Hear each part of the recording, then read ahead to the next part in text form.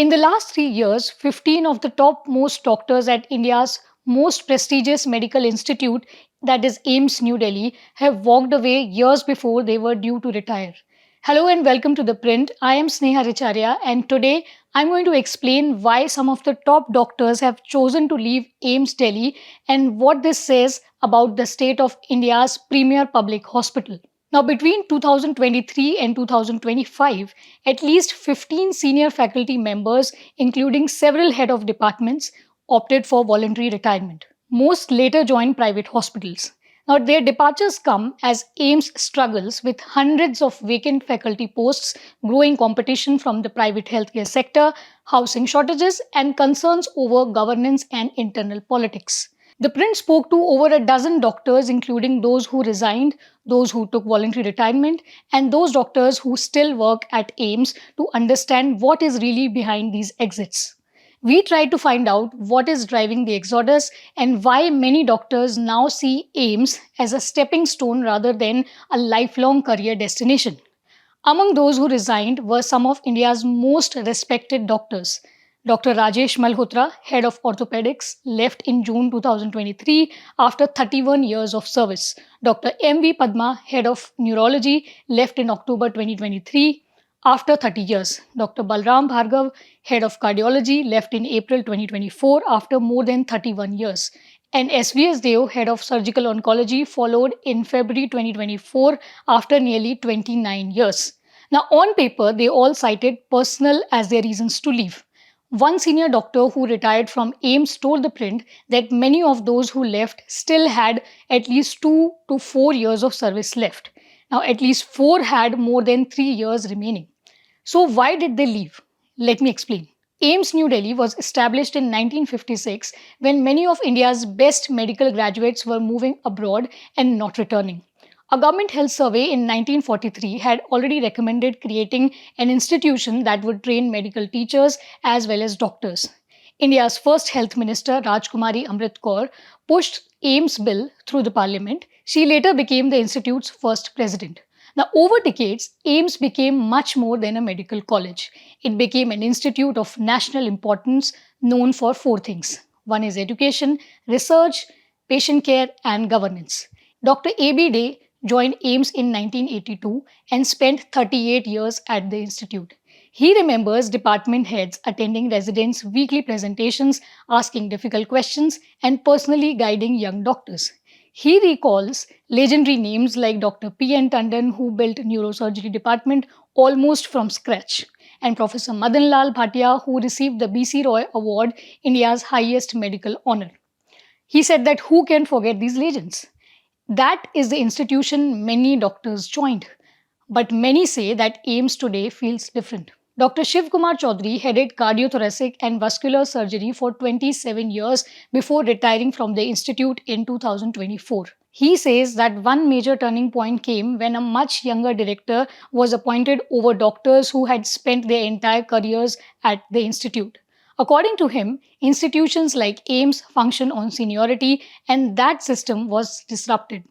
But there's also a bigger structural problem. The exodus is not just limited to heads of departments. Between April 2018 and July 2025, 58 assistant, associate, and additional professors resigned from the institute. 11 joined other AIMS campuses, 10 moved to government institutes like AIBAS in Delhi, PGI Chandigarh, and most of the others also cited personal reasons for leaving. The institute is now losing doctors faster than it can replace them. A parliamentary standing committee report released in March 2026 this year found that AIMS had 452 vacant faculty posts out of 1,306 sanctioned positions.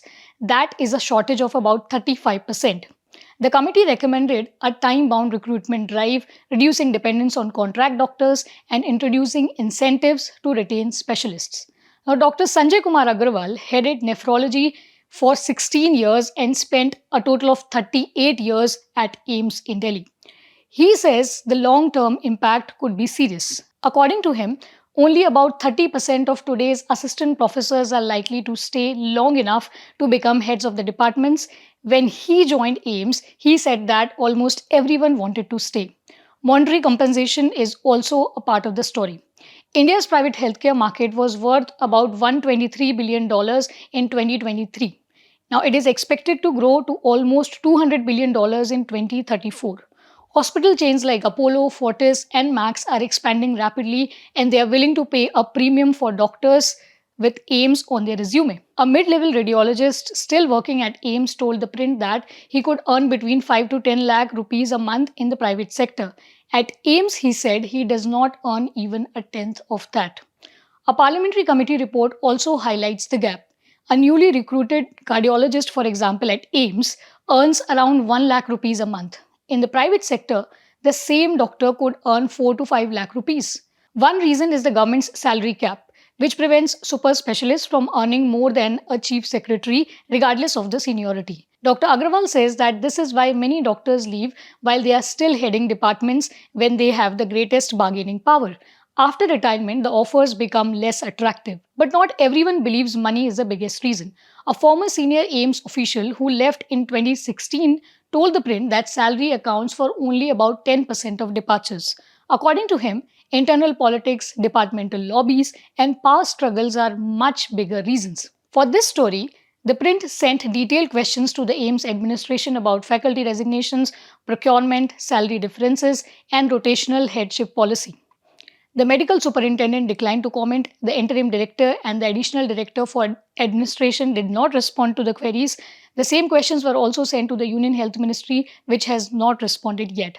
Then there's the big housing problem as well. AIMS is located in one of the South Delhi's most expensive neighborhoods.